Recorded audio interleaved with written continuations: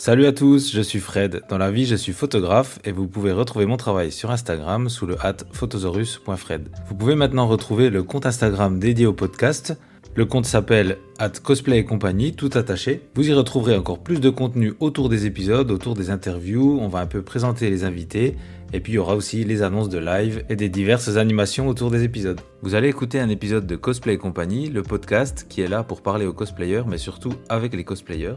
Vous retrouverez ici des interviews, des partages d'expériences et puis des astuces qui pourront vous permettre de vous sentir moins seul face aux problématiques du cosplay. Et surtout, nous allons créer ensemble un média qui parle de cosplay, qui en parle bien avec des gens qui s'y connaissent. Bonne écoute! Si tu es cosplayer, tu es artiste ou créatif, tu connais certainement ce sentiment du moment où tu crées ton œuvre, tu passes du temps sur ton travail, et puis après tu vas passer encore un peu plus de temps pour le mettre en forme et le montrer sur les réseaux sociaux. Tout fier de toi, tu postes, et puis il se passe pas grand chose, personne ne voit ton travail, tu reçois pas beaucoup de likes, et au final, tu passes ton temps à vérifier le nombre de likes que tu as reçus. C'est hyper frustrant, et tu te dis, mais pourquoi personne ne voit mon travail? Et à ce moment-là, généralement, on accuse le fameux algorithme d'Instagram qui fait un espèce de tri qu'on comprend pas bien, qui montre notre travail à certaines personnes, pas à d'autres. Il n'y a vraiment rien de construit là-dedans et on finit très vite par s'énerver et se dégoûter des réseaux sociaux. Alors dans cet épisode, je vous propose de parler des réseaux sociaux, de ma vision des choses et de comment faire pour essayer de se passer un peu des likes et ne pas devenir accro à ces retours un peu virtuels. Et on va essayer de se poser la question de pourquoi on utilise ces outils. Vous êtes dans l'épisode numéro 14 de Cosplay et compagnie, c'est parti! Aujourd'hui à la télévision, voici la place du cosplay. Vous voyez ces ados, ces adultes qui sont un peu... voilà, j'ai envie de dire déguisés, pardon, c'est un art, certes, mais ça reste du déguisement. Nom de Zeus! Ah, il m'énerve. Un de ces quatre, je vais vraiment finir par te laisser lui flanquer une bonne leçon. Oh, franchement, on mérite mieux niveau média, non? Vous écoutez Cosplay et compagnie, le podcast cosplay qui donne la parole aux cosplayers.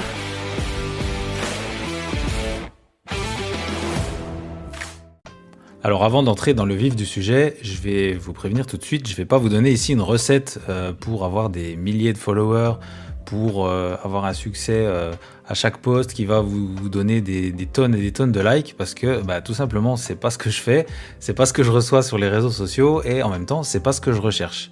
Ce que je vais vous donner ici, c'est mon avis sur l'utilisation de ces outils. Il faut bien garder en tête que c'est des outils, on y reviendra juste après. Et je vais vous expliquer comment moi je fonctionne. Je vais vous donner quelques conseils et peut-être que ça s'appliquera à vous, peut-être que vous pouvez prendre des choses et peut-être que d'autres choses ne vous conviennent pas. Je vais principalement m'appuyer sur des exemples qui vont tourner autour d'Instagram parce que c'est ce que j'utilise le plus. Il y en a d'autres qui utilisent plus TikTok au niveau du cosplay, il y en a qui utilisent Twitter, etc. Je vais pas trop aller dans le détail là-dessus parce que je suis pas assez renseigné, mais je pense que les principes que je vais vous donner ici sont les mêmes pour n'importe quel réseau et n'importe quel outil en fait. Si vous utilisez un outil, il y a 36 façons de faire des choses avec un outil. Si par exemple on prend un ciseau, une paire de ciseaux pour quelqu'un qui fait de la couture, ça va lui servir à couper du tissu.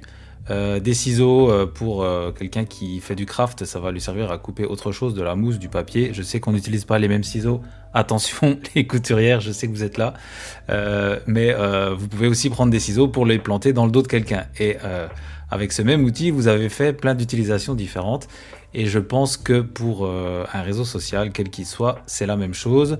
Qu'avez-vous envie de faire de ce réseau? À quoi vous sert votre compte, etc. On va parler de tout ça. Donc ceci étant dit, on va commencer par la première chose, la plus importante et je pense une des plus négligées quand on ouvre un compte sur un réseau social, c'est de se poser la question à qui on a envie de parler avec ce compte.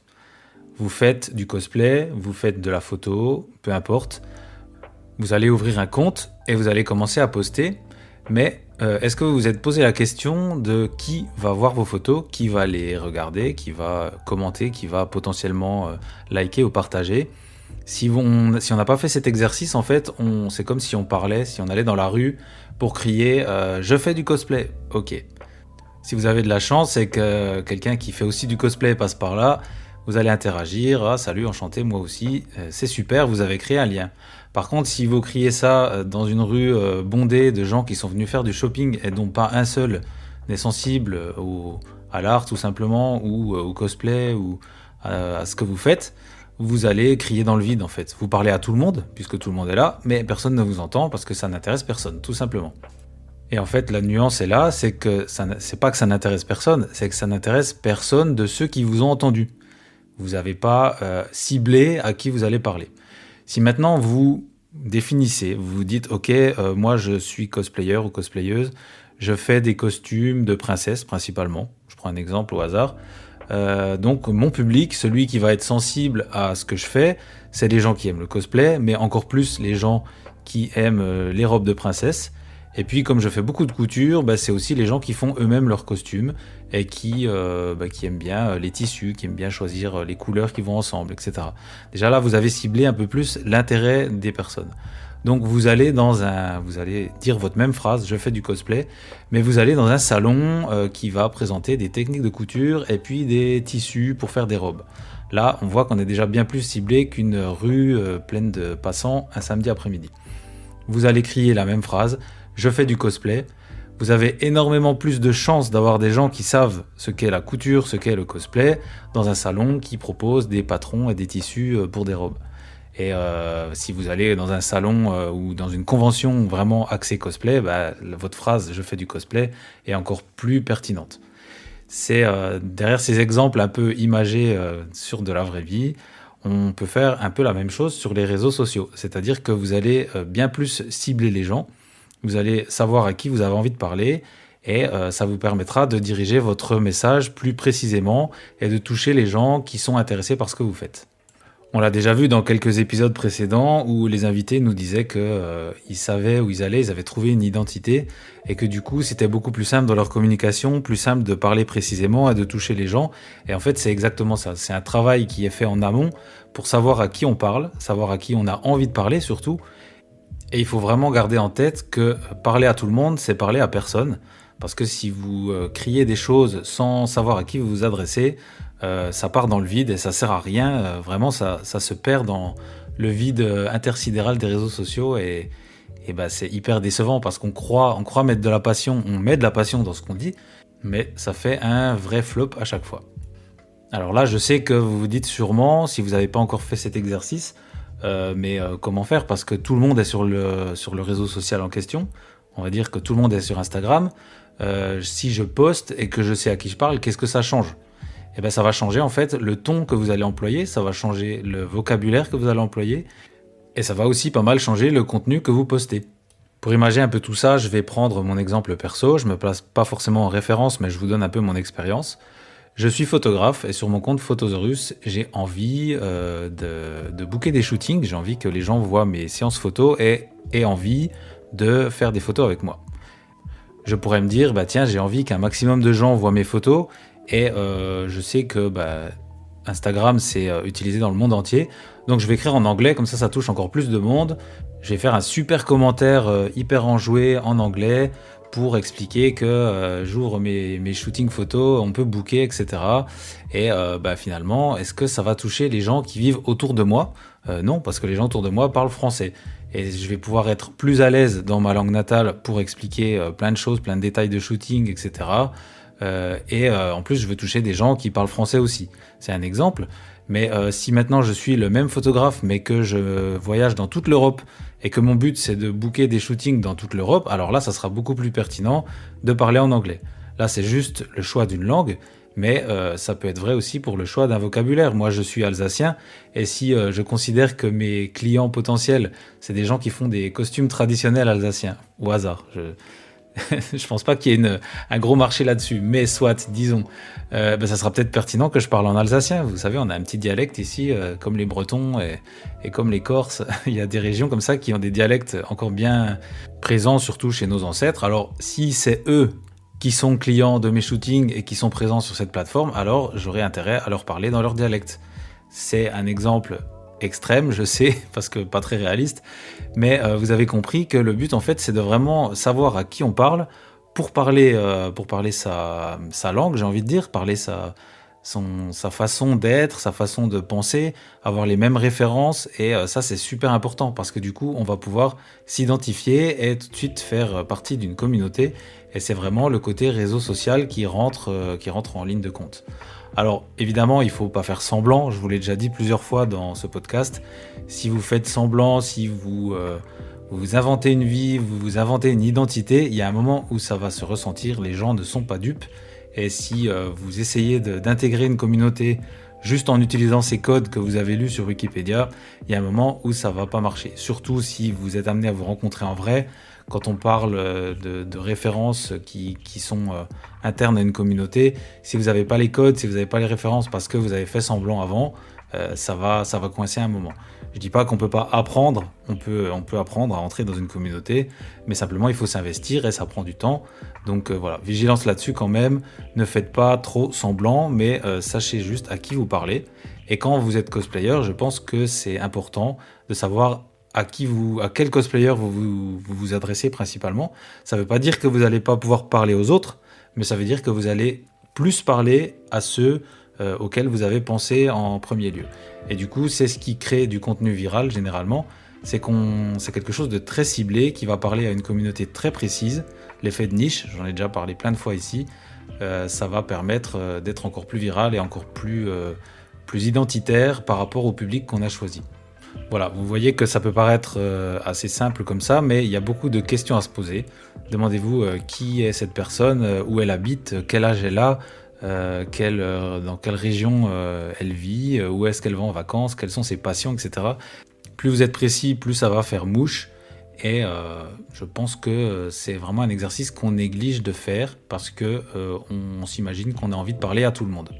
Ensuite, la deuxième chose à faire, qui est assez importante aussi, c'est de se fixer un grand objectif et de se donner un message principal pour son compte.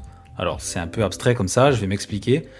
Quand on poste, quand on produit du contenu pour son Instagram, pour son réseau social, il faut, pour moi, avoir un objectif en tête sur qu'est-ce que je fais de ce contenu, à quoi il me sert et pourquoi je poste.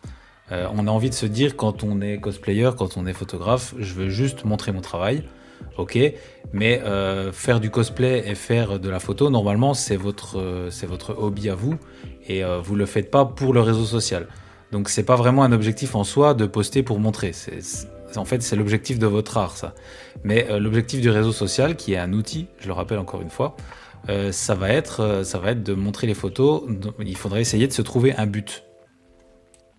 Alors évidemment, quand on est professionnel, ça semble un petit peu plus facile parce qu'on se dit mon but c'est de vendre, je fabrique des props, je fais des commissions, le but c'est que les gens achètent mes commissions, donc je sais pourquoi je poste.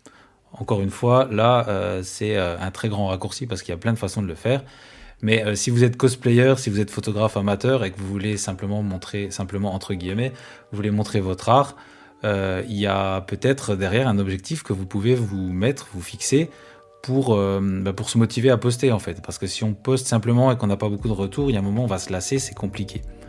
Donc ce que je conseillerais moi, c'est d'essayer de se trouver un objectif, quelque chose qui vous ferait vibrer.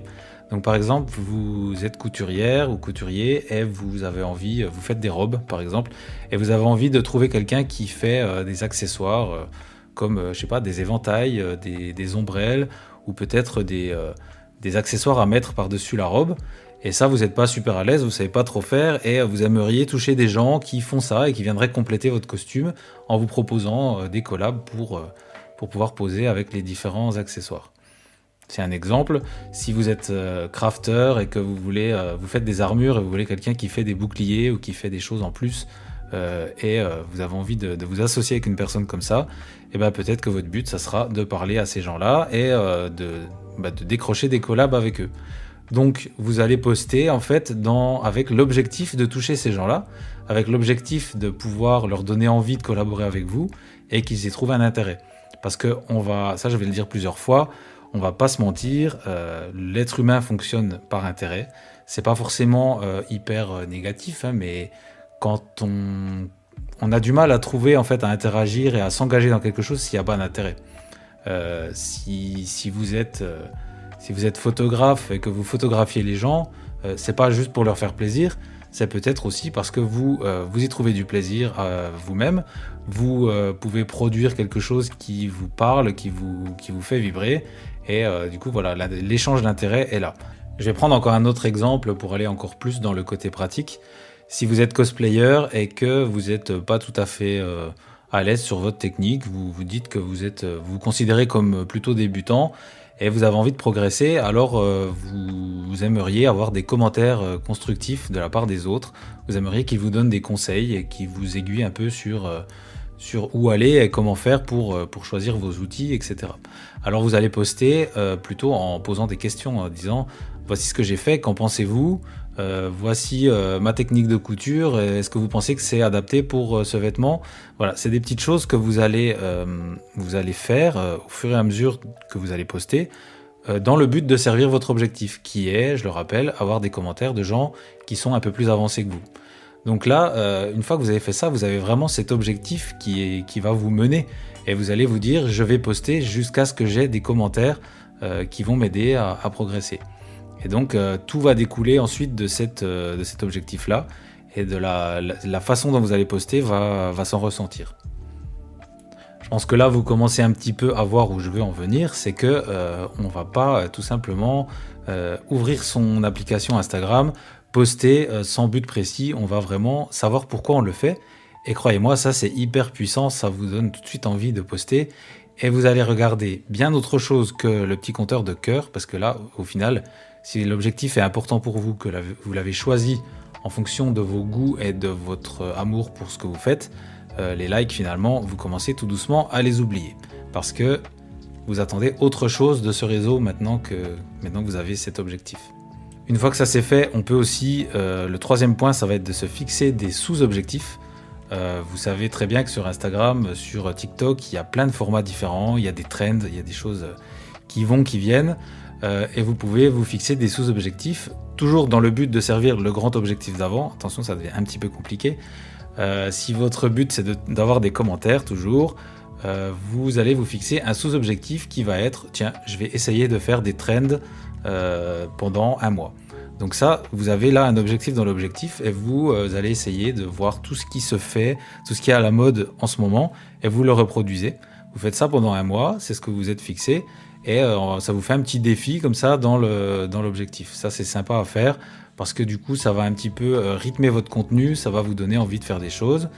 Là, j'ai pris un exemple qui va peut-être pas parler à tout le monde à cause des trends, parce que on est peut-être pas tous pour les trends de réseaux sociaux, mais on peut prendre un autre exemple où vous allez vous dire, tiens, pendant 2 semaines, je vais poster des work in progress tous les jours, ou alors pendant 2 semaines, je vais poster des réels au format vidéo pour un peu montrer ce que je fais.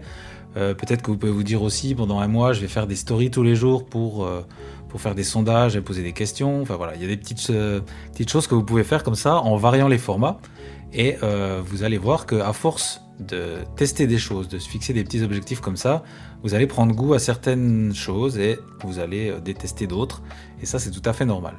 On va juste se garder ça en tête sur le fait que vous allez aimer et détester d'autres choses. On y reviendra un peu plus tard. Et on reviendra aussi sur les résultats qui sont générés par ces mini-défis. Mais ça, c'est plus vers la fin de l'épisode. Ensuite, le 4e point, ça va être de créer un contenu qui est quand même cohérent.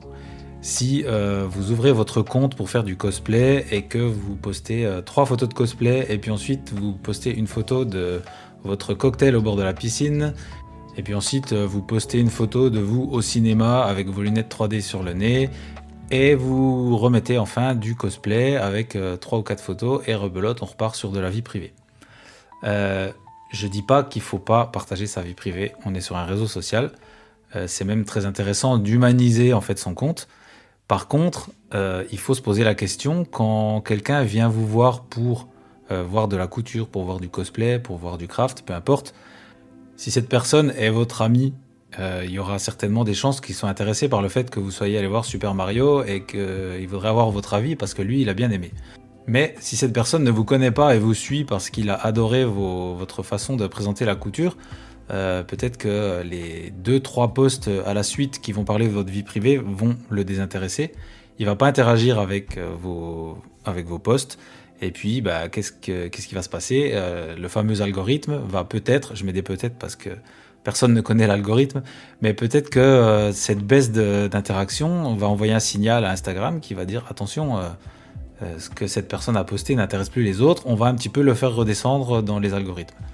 Donc voilà, à mon avis, un des gros problèmes quand on utilise les réseaux sans objectif, c'est qu'on poste un peu de tout et ça n'intéresse pas toujours de façon égale les gens qui sont en face. Alors, il y a sur Instagram notamment les stories qui peuvent permettre de partager la vie privée comme ça. Et je pense que c'est beaucoup plus adapté de le faire en story. Il y en a plein qui le font au niveau dans la communauté cosplay. Il y a beaucoup de gens, j'ai pris l'exemple de Super Mario, beaucoup de gens qui vont partager leur avis sur Super Mario en story. Et ça, c'est super, c'est très très bien. Parce que du coup, on va réagir, on va s'envoyer des messages privés, on va faire vraiment du réseau social. Le social de réseau social, il est là. On va pouvoir échanger nos avis sur la pop culture et sur tout ce qu'il y a autour du cosplay. Mais si vous le postez en post, même en vidéo sur la plateforme, les signaux renvoyés ne vont pas être les mêmes et du coup ça va un peu mélanger le contenu, ça va le diluer et ça sera moins intéressant pour certaines personnes, peut-être plus pour d'autres, mais en tout cas les gens qui sont venus à l'origine pour votre type de contenu ne vont pas forcément s'y retrouver si vous partagez votre vie privée. Tout ça pour dire que la cohérence est quand même très importante. Il faut penser à chaque fois que vous postez, est-ce que ça sert mes objectifs que je me suis fixés avant? Donc mon grand objectif est peut-être mes défis que je me suis fixés avec les sous-objectifs. Donc voilà, pensez cohérence, pensez que votre compte doit avoir un but, il doit servir un but pour intéresser les gens. Donc à cette mi-parcours d'épisode à peu près, je pense, je vais un peu récapituler ce qu'on s'est dit. Quand on ouvre un compte Instagram, quand on poste dessus, il faut viser, définir un public cible. Pour moi, c'est un des trucs les plus importants, savoir à qui on parle. Il faut se fixer un message principal et un objectif à son compte Insta ou son compte TikTok, peu importe.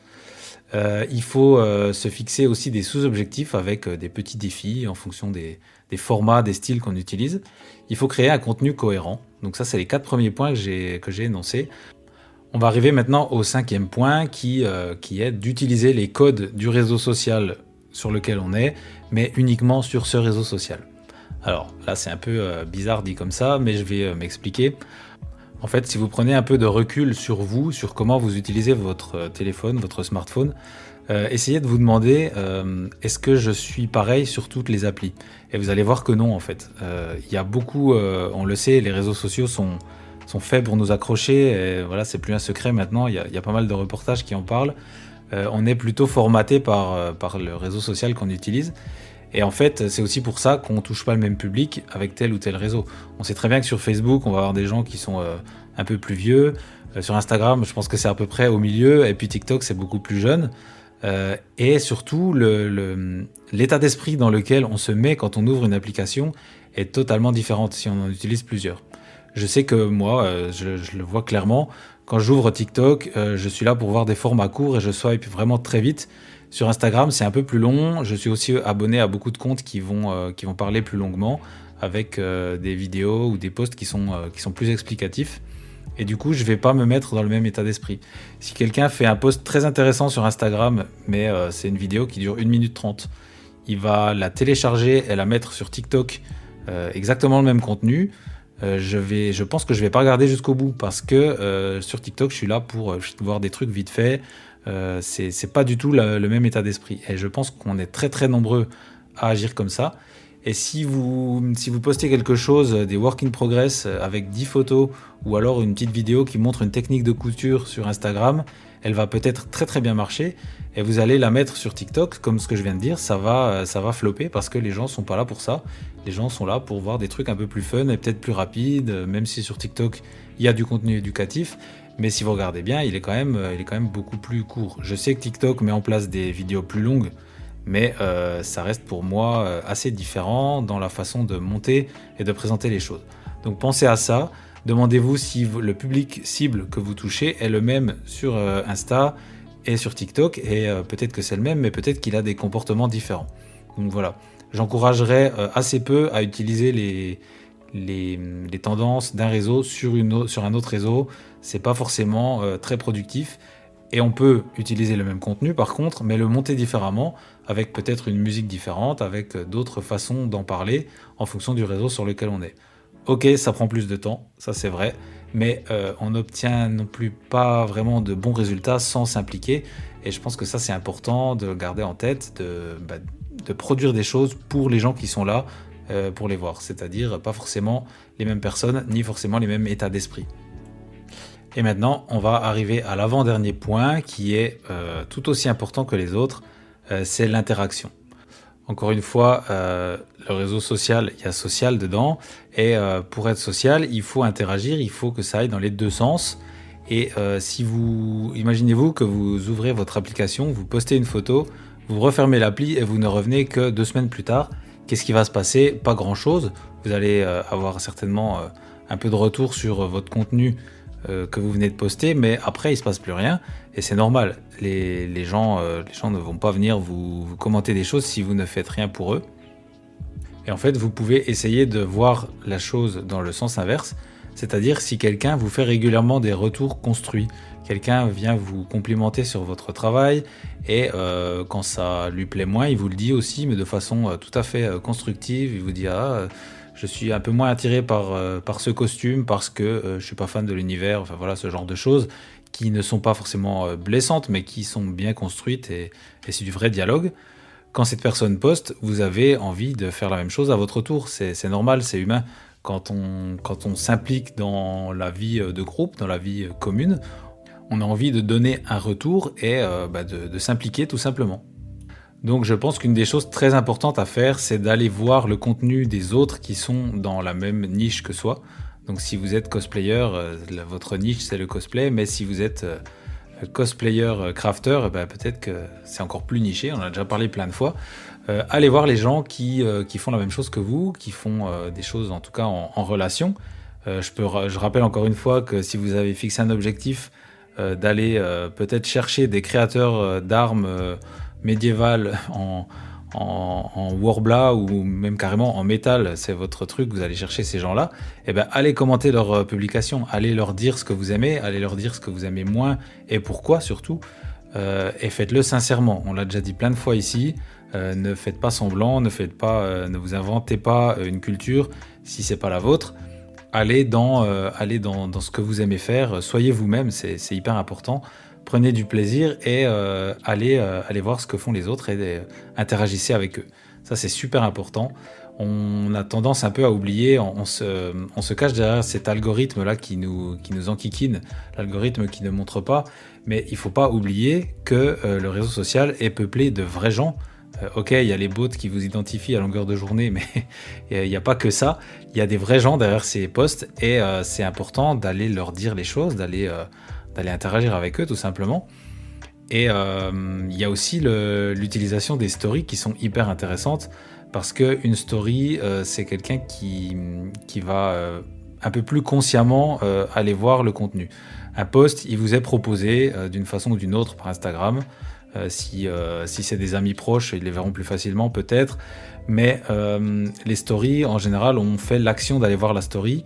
Et du coup, quand on est en train de regarder des stories, on a plus facile, une interaction plus facile. On va plus répondre à des choses qui peut-être vont nous toucher parce qu'en plus, on peut, comme je disais avant, y mêler un petit peu de vie privée. C'est encore plus intéressant si c'est en lien avec la niche dans laquelle on poste. Si vous êtes cosplayer, que vous parlez de pop culture, de cinéma, de jeux vidéo, etc., ça va vraiment toucher le même public que celui que vous visez, ou en tout cas quelqu'un qui est proche, et vous allez pouvoir interagir plus facilement. Donc pensez aussi à répondre aux stories, ça c'est important. Quand vous voyez des créateurs peut-être qui vous semblent un peu inatteignables, mais qui vont profiter de la story pour partager un peu leur fail ou leur truc plus drôle, réagissez, ça coûte rien. Dites-leur que vous aimez bien, que c'est drôle, envoyez un petit smiley, des trucs comme ça. Et là-dessus, ça peut peut-être lancer sur une conversation. Je dis pas que les gros créateurs vont réagir à toutes les réponses de story, mais c'est se mettre une chance de côté pour interagir, pour envoyer des signaux en tout cas que ce que la personne fait vous intéresse et que vous êtes là, que vous êtes présent. On est des vrais gens, on peut interagir via les outils des réseaux sociaux. Je vais quand même dans tout ça donner un tout petit bémol, c'est sur l'utilisation à longueur de journée qu'on peut faire des réseaux sociaux. Tout le monde le sait, on en est tous conscients que les réseaux, ça nous bouffe notre attention. Je pense qu'on donne tous conseil aux autres, oui mais attention, ne va pas trop sur les réseaux, ne les laisse pas accaparer ta vie. Et il faut pas se mentir, on a tous à un moment donné été bouffés par les réseaux sociaux, ou on l'est tout simplement. Je pense qu'on a du mal à lutter contre ça parce que c'est des outils qui sont conçus pour ça justement. Et je pense qu'un peu d'autodiscipline est hyper importante. C'est très facile à dire. Moi-même, je vous donne des conseils, mais je peux pas regarder une série Netflix sans aller checker mes réseaux sociaux. Je fais beaucoup plus preuve de discipline quand je travaille parce que je sais que voilà, je dois pas enlever mon attention de ce que je suis en train de faire. Par exemple, là, j'enregistre un épisode de podcast. Mon téléphone est posé à l'envers. C'est une technique toute bête, mais vous la connaissez. L'écran contre la table et je ne sais pas si j'ai des notifs. C'est vraiment le seul moyen pour ne pas avoir l'œil qui va sur l'écran tout le temps. Ce que je veux dire par là, c'est que se mettre un peu de discipline, se dire voilà, je vais aller interagir aux stories, je vais aller interagir aux posts. C'est vraiment cool si on arrive à se dire je le fais une demi-heure aujourd'hui, le soir pendant que je suis posé, je vais me faire une demi-heure d'interaction. Ok, je sais que ça c'est ce qu'il faudrait faire. C'est pas forcément facile à appliquer, à mettre en œuvre parce qu'on est happé par cette appli. Mais essayez de le faire de temps en temps. Je pense que ça peut être intéressant pour ne pas toujours être en train de checker les résultats de nos posts. Et ça, c'est déjà important. Ne pas aller voir sans arrêt si j'ai reçu assez de likes. Normalement, si vous avez appliqué ce que j'ai dit avant, l'objectif, vous êtes plus trop accro aux likes. C'est censé... je trouve que c'est assez efficace pour ne plus être accro à ce compteur. Vous pouvez aussi très bien dans Instagram, je pense que vous le savez, mais vous pouvez désactiver le compteur de likes.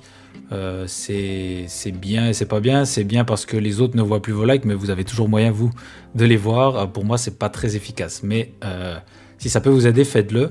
Et je pense que ce qui peut être vraiment intéressant, je le redis, c'est de se donner des créneaux dans la journée.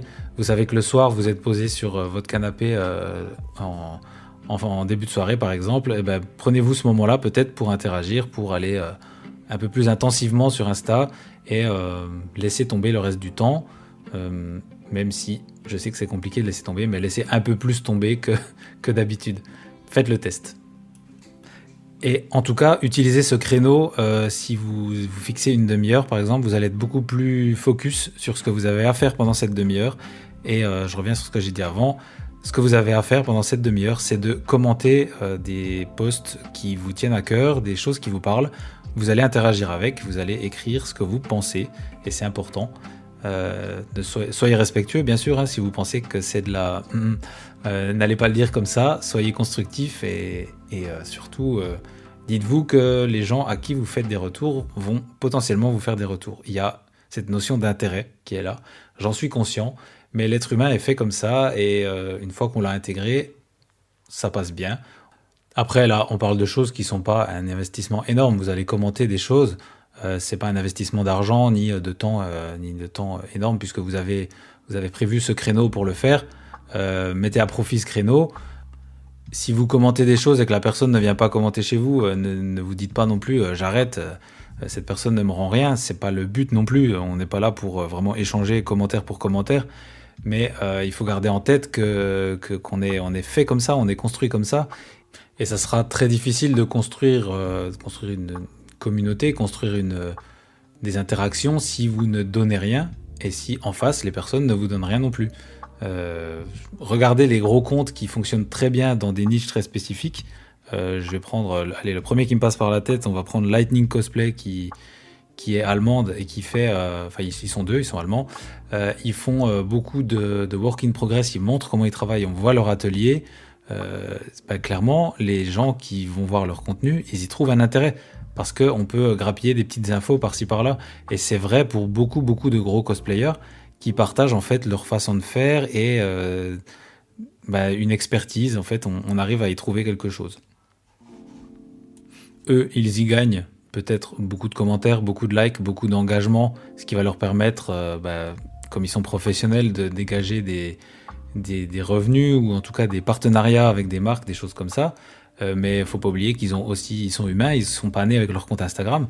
Ils ont commencé avec un compte à 0 abonnés et ils ont certainement grandi avec une stratégie Instagram bien ficelée qui leur a permis d'arriver là.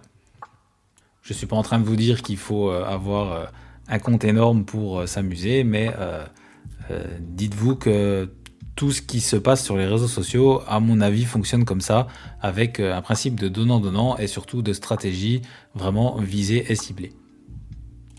Et on arrive au point final que j'ai gardé pour la fin parce que c'est quelque chose qui vient après avoir posté et que je pense très peu de monde applique dans une utilisation de loisirs.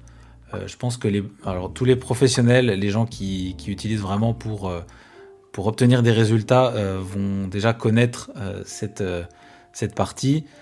Mais si vous êtes amateur, si vous partagez votre art, vous ne le faites peut-être pas. Et je pense que c'est quelque chose qu'il faut appliquer à son échelle, c'est d'analyser ses résultats. Je vais vous expliquer un petit peu ce que j'ai en tête. Avec une citation, on va se la jouer un peu sage là. Je vais vous donner une citation d'Einstein qui a dit « La folie, c'est de faire toujours la même chose et de s'attendre à un résultat différent. » Alors tout simplement, si je mets une image en face de ça, si vous courez avec les yeux fermés, vous foncez dans un mur, vous vous relevez et vous courez encore dans la même direction, et ben vous allez de nouveau vous taper le mur parce que le mur il n'a pas bougé, vous avez refait la même chose et le résultat sera forcément le même puisque vous foncez toujours au même endroit. Derrière cette image, cette vulgarisation de la citation d'Einstein, ce que je veux dire par là, c'est que si vous postez des photos avec l'objectif qu'on s'est fixé un peu avant, vous postez des photos sans arrêt. Pendant 1 an, vous allez poster tous les lundis, disons. Tous les lundis, vous postez. Toujours le même type de contenu. Et puis au bout d'1 an, vous dites j'en ai marre, Instagram ça marche pas, j'ai aucun résultat, j'ai 12 likes chaque semaine, c'est nul, j'arrête. Ok, alors maintenant on est dans cette situation et qu'est-ce qu'on va pouvoir faire pour analyser ? Donc la première chose à faire, c'est de prendre les résultats de votre post. Donc sur Instagram, je ne vais pas parler des autres réseaux, mais sur Instagram, on va prendre les interactions qu'il y a sur votre post. Vous allez prendre les likes, vous allez prendre les commentaires et vous allez regarder dans vos statistiques, vous pouvez voir le nombre de comptes que vous avez touchés. C'est hyper complet, vous pouvez voir combien de personnes sont allées visiter votre profil, vous pouvez aller voir combien d'abonnés, combien de non-abonnés vous avez touché, etc. Donc vous pouvez un peu fouiller dans ces stats. Vous allez noter un petit peu pour chaque post ce qui s'est passé.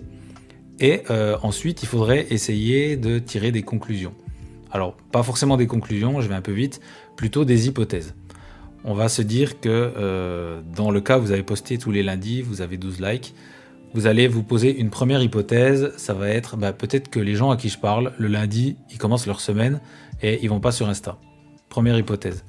Deuxième hypothèse, j'ai posté à 18h, peut-être que les gens sont dans les transports le matin et qui sont plus enclins à aller voir mes posts et à interagir le matin. Et encore une troisième hypothèse, j'ai écrit en anglais et peut-être que c'était une erreur. Donc voilà, vous avez déjà 3 pistes d'amélioration. Et en fait, ce que j'encouragerais, alors je sais que c'est pas facile, ce que j'encouragerais ici, c'est de vérifier une hypothèse après l'autre. Donc la première, ça a été, j'ai posté le lundi.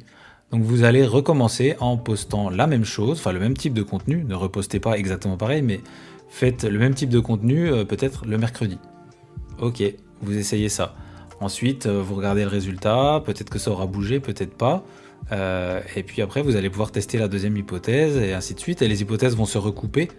Si vous avez posté le mercredi, que vous avez le même résultat, mais que vous essayez du coup le mercredi matin, parce que vous avez parlé de l'heure juste avant, peut-être que ça va mieux marcher. Voilà, c'est des exemples assez basiques.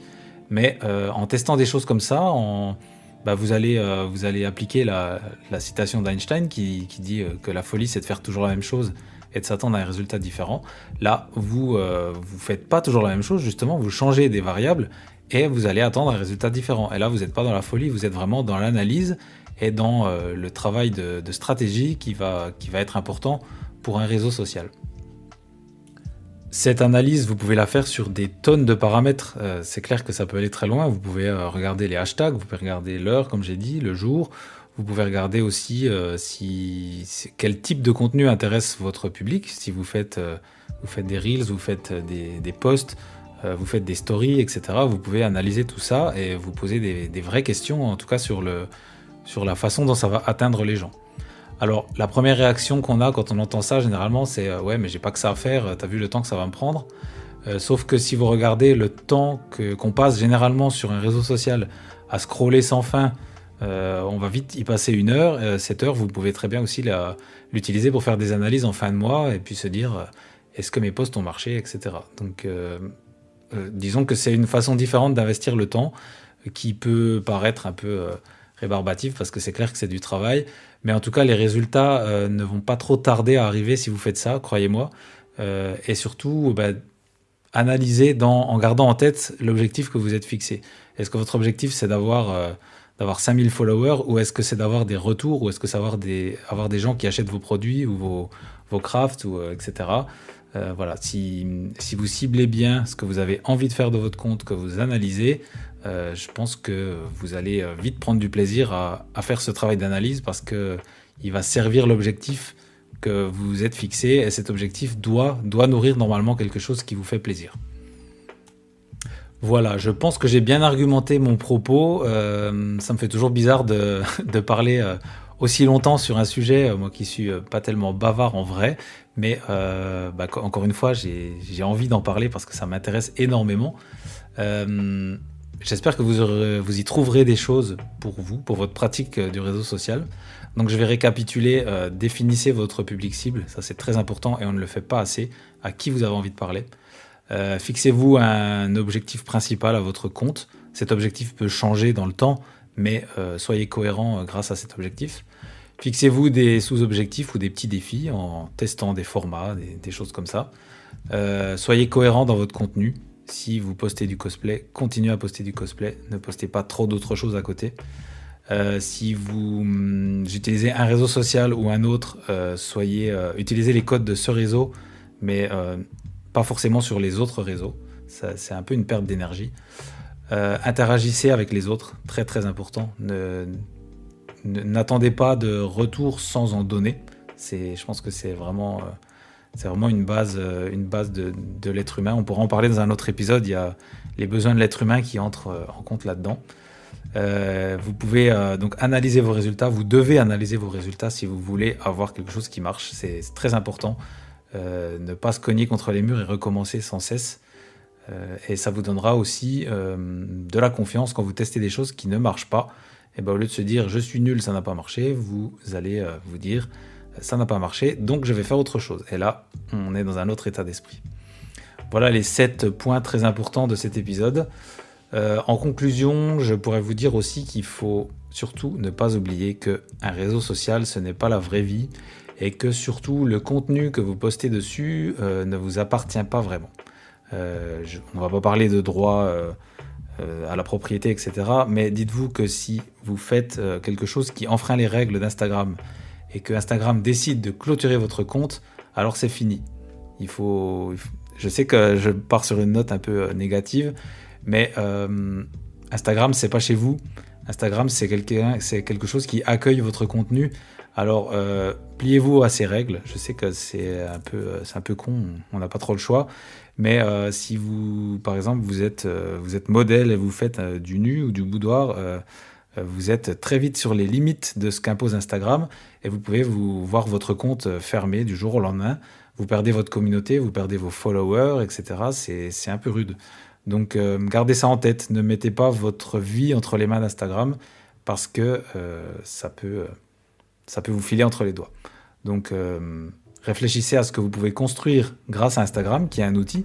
Vous pouvez construire une communauté, rencontrer des gens en vrai dans les conventions, dans les shootings, etc. Instagram n'est que l'outil pour vous permettre de faire ça. Et je pense que c'est très très important de le garder en tête. Donnez-vous du temps aussi pour ces réseaux. Je sais que ça, c'est le conseil le plus facile à dire, mais le moins facile à appliquer. Se donner un temps précis pour les réseaux, je pense que c'est un filet de sécurité qui nous permet de ne pas devenir tout à fait fou à cause de ces réseaux surtout. Et puis n'oubliez pas que le social, ça va dans les deux sens. On ne peut pas s'attendre à recevoir des résultats sans donner un peu de soi. Donc c'est-à-dire interagir, donner son avis, faire des choses constructives. Je vais encore, pour terminer, prendre un exemple perso. Quand je fais ce podcast, ça me prend un temps phénoménal. Par contre, j'y prends beaucoup de plaisir parce que je transmets quelque chose et principalement, vous me faites des retours qui sont complètement dingues. Il y a des gens qui m'envoient des vocaux de malades. Je sais que vous vous reconnaissez quand je dis ça, qui me donnent leur avis, qui me donnent plein d'idées d'épisodes. Enfin, il y a vraiment quelque chose qui se construit autour de ce podcast et ça, j'adore. Et vraiment, c'est ce retour des choses qui fait que j'ai envie d'en faire encore. Et vous avez envie de me faire des retours parce que j'en fais encore. Et voilà comment ça fonctionne. L'effet boule de neige, pour moi, il est très important. Et il faut aussi se détacher un peu des stats. Il y a des gens qui font des 100 000 écoutes de podcasts dès que ça sort. Moi, j'en fais une centaine, mais dans cette centaine de gens, c'est des gens qui sont fidèles et c'est hyper satisfaisant, hyper chouette de se dire que vous êtes là. J'ai créé un deuxième compte spécialement pour le podcast. Il n'explose pas des scores de fou, mais il y a à peu près 90 personnes qui sont dessus et ces 90 personnes sont venues sciemment pour le podcast et en fait, ils interagissent, ils me font des retours et c'est ce que je vous disais avant, hyper satisfaisant. Donc encore une fois, merci à vous d'être là. J'espère que vous aurez trouvé des conseils qui peuvent vous aider dans cet épisode. Je pense que c'est un sujet assez sensible, assez intéressant parce qu'on l'utilise au quotidien et vraiment toute la journée. Le réseau social, il est devenu indissociable de ce qu'on fait en termes d'art, en termes d'art visuel en tout cas. Et donc, bien l'utiliser, ne pas se faire utiliser par le réseau, je pense que c'est une compétence à acquérir assez rapidement si on ne veut pas péter un plomb. Comme d'habitude, j'attends vos retours avec impatience, que ce soit en message privé, que ce soit sur le compte Cosplay et compagnie sur Instagram. N'hésitez pas à venir me dire ce que vous avez pensé, c'est toujours incroyable pour moi de vous lire et de me dire que vous m'avez écouté dans cet épisode. On se retrouve tout bientôt dans le prochain épisode qui sera une interview encore un peu différente. La saison 2 du podcast voit beaucoup de nouveaux tests et de nouveaux essais. À tout bientôt et surtout, amusez-vous. Vous voyez ces ados, ces adultes qui sont un peu... voilà, j'ai envie de dire déguisés, pardon. C'est un art, certes, mais ça reste du déguisement. Nom de Zeus! Ah, il m'énerve. Un de ces quatre, je vais vraiment finir par te laisser lui flanquer une bonne leçon. Oh, franchement, on mérite mieux niveau média, non? Vous écoutez Cosplay et compagnie, le podcast cosplay qui donne la parole aux cosplayers.